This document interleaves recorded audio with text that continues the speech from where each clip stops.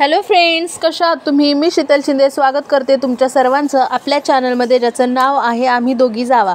तर आता आहे ना, आज गुरुवारचा दिवस आणि मला इथं माझा तांब्याचा कलश जो आहे तो घासायचा आहे. तर घरी काय पितांबरी नव्हती, त्याच्यामुळं मी काय केलं, रांगोळी घेतली. थोडीशी अशी सफेदवाली रांगोळी होती आपल्या घरच्या घरची, तर ती रांगोळी घेतली आणि छान असं तांब्याला ते घासायला लागले. तर तुम्ही बघू शकता तांब्याचा कलर, जो अगोदरचा कलर कसा दिसत होता आणि आता घासते मी तर त्याचा कलर कसा दिसतोय. तर ह्या आपल्या घरी कधी पितांबरी नसेल किंवा काय नसेल तर तुम्ही रांगोळीचा उपयोग करू शकता. तर तुम्ही पण असं करता का, नक्की मला कमेंट करून सांगा.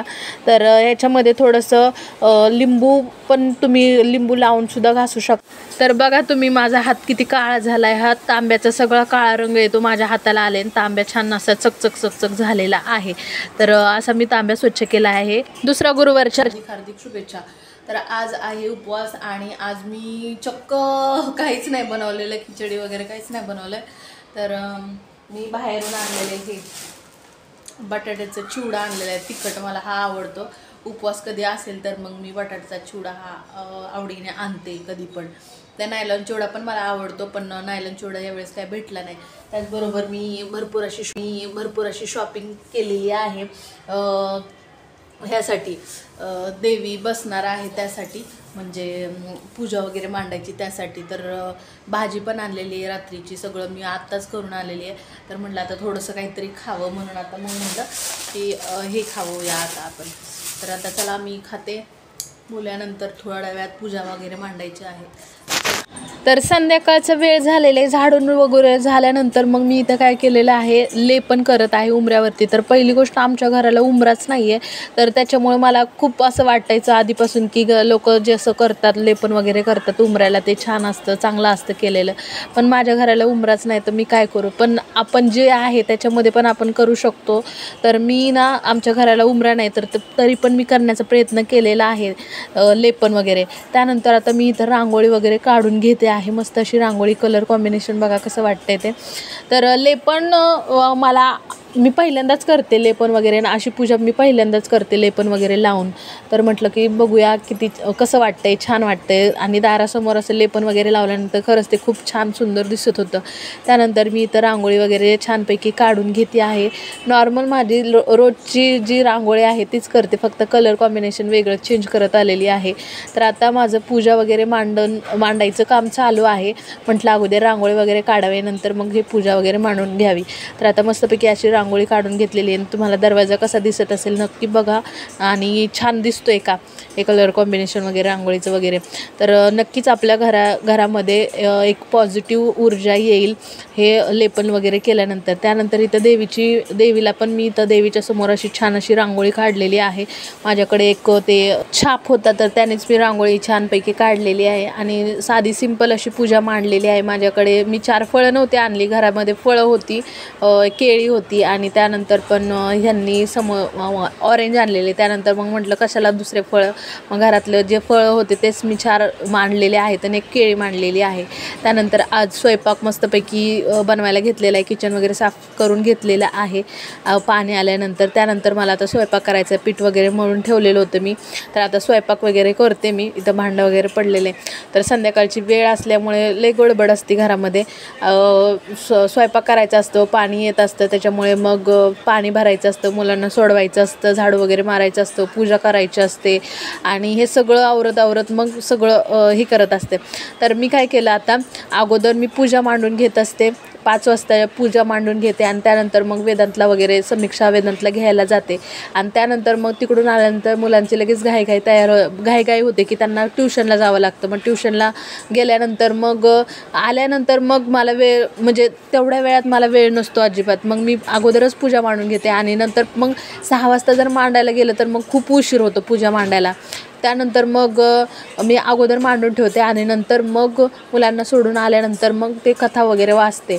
तर हे माझं रुटीन झालेलं आहे. दर गुरुवारचं हे असंच होत आलेलं आहे, कारण मग एकाच वेळी नाही होत आणि अंधार पडत्या वेळी, म्हणजे संध्याकाळच्या वेळी जर पूजा केली तर ते चांगलं असतं. त्याच्यामुळे मग मी संध्याकाळच्या वेळेला अगोदर पूजा मांडून घेते आणि नंतर आरती वगैरे, जे कथा वगैरे पोथी वगैरे वाचायचं असतं ते मी वाचून घेते. तर त्यानंतर मग स्वयंपाक असतो. तर ह्यावेळेस मी काय केलं, पूजा मांडून झाल्यानंतर मग अगोदर पीठ मळून घेतलं आणि त्यानंतर मग कथा वगैरे वाचली, कारण तोपर्यंत म्हटलं पीठ वगैरे छानपैकी मुरेल आणि त्यानंतर मग लगेचच आपण आपलं काम करायला मोकळे. तर आता इथं कथा वगैरे माझी झालेली आहे, सांगून झालेली आहे, पूजा वगैरे करून झालेली आहे. त्यानंतर आता मी इथं अगोदरच पीठ मळलेलं, तर मी आता चपात्या वगैरे लाटून घेते. तर आज नैवेद्य काय बनवायचं हे चाललं होतं आमचं. तर हे मला म्हटलं की आज मी काय जेवायला नाही आहे, तुमच्या पुरतं स्वयंपाक बनवा. तर म्हटलं ठीक आहे. मग समीक्षाला म्हटलं, समीक्षा काय बनवू? तर ती म्हटली मम्मा आज पण पनीर बनव. तर म्हटलं गेल्या वेळेसच बनवलेलं, तर म्हटली नको मग आज पण बनव, कारण तिला खूप पनीर आवडतं आणि इतर वेळी मी पनीर काय बनवत नाही. समीक्षा आणि त्याच्या पप्पांना आवडत नाही, समीक्षाला आवडतं पण तिच्या पप्पांना आवडत नाही, सारखं सारखं तेच काय. तर पण तिचे आज पप्पा नव्हते जेवायला, त्याच्यामुळे म्हटलं चल ठीक आहे आज नाही येत ती जेवायला, तर मग बनवून घेते.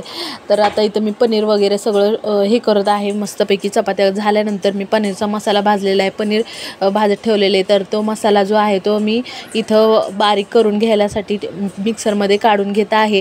तोपर्यंत चपात्या झाल्या होत्या माझ्या. त्यानंतर पनीरची भाजी म्हणजे 7:30पर्यंत माझी पनीरची भाजी वगैरे सगळं तयार झालं होतं. तर इथं मसाला मी करून घेतलेला आहे. त्यानंतर रेसिपी जी आहे ती मी तुमच्यासोबत शेअर केलेलीच आहे खूप वेळा.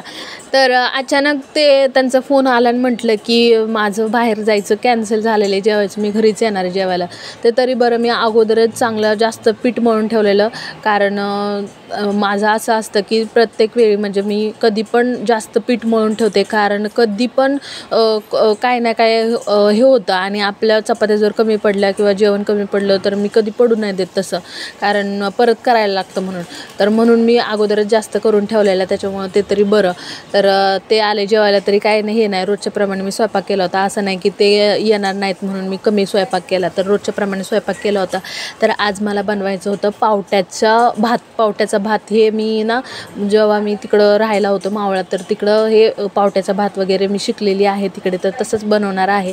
तर इथं रोजच्याप्रमाणे सगळं मी टाकलेलं आहे, पण नवीन इथं मी घेतलेलं आहे खोबरं आणि अद्रक लसूण कोथिंबीर मिक्स करून त्याच्यानंतर पेस्ट केलेली त्याची, आणि ती मी ह्याच्यात टाकलेली आहे.